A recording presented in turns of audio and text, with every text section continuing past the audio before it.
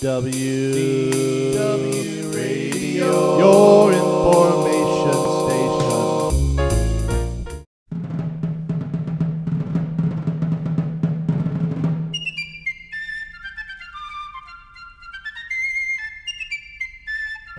Hi, I'm Lou Mangello, author of the Walt Disney World Trivia Books, host of the WDW Radio Show, and publisher of Celebrations Magazine.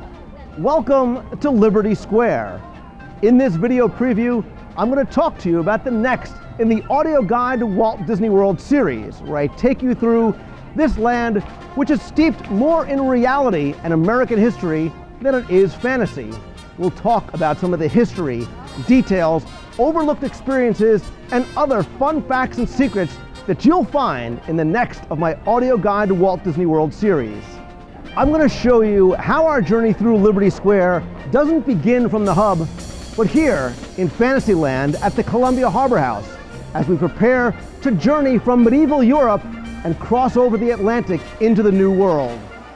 The Columbia Harbor House, with this waterfront-style atmosphere, is replete with maritime memorabilia and nautical details, evidencing the fact that this would have been sort of a New England-style waterfront inn where sailors, fresh from months at sea, could come in and enjoy a hot meal and a good rest.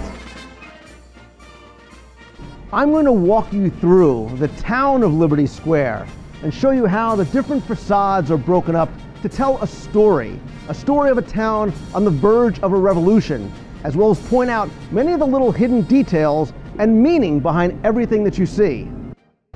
I'll also talk about the Liberty Square riverboat and point out that it's more than just a conveyance around the rivers of America, giving you a tour of Tom Sawyer Island.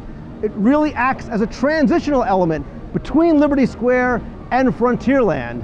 And I'll tell you the history and the details about this real working paddle wheeler and many of its changes over the years.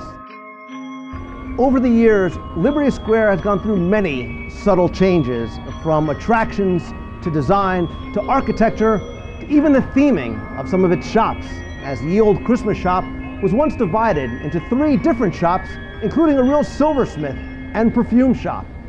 I'll chronicle some of those changes, as well as point out some of the incredible details that you'll find today in Ye Old Christmas Shop.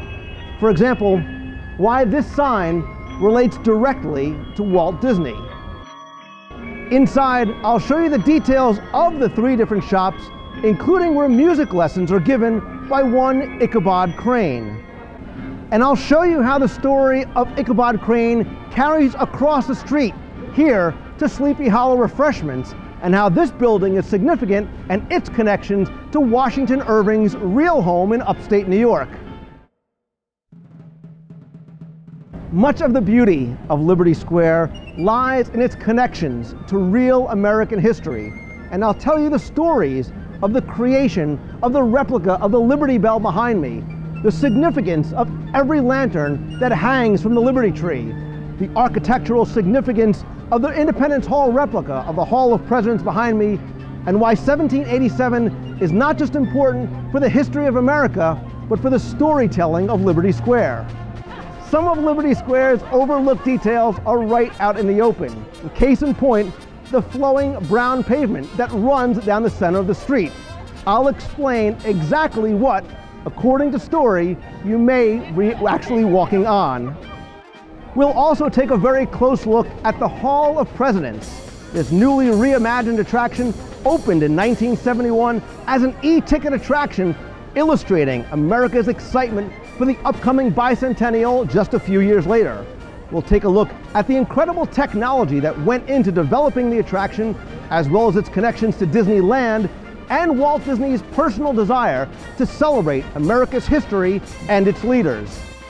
I'll also point out some of Liberty Square's extinct attractions, like the Mike Fink keelboats, which plied the rivers of America for many years and launched from the dock behind me.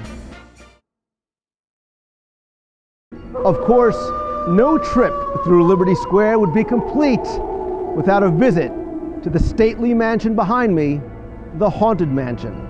And I'm going to take you through its history and ties to Disneyland, of every detail that you see, both inside and out. Along the way, I'll point out many of the Haunted Mansion's hidden secrets and stories behind the stories, and point out the significance of little details, including things like the hearse sitting in the courtyard.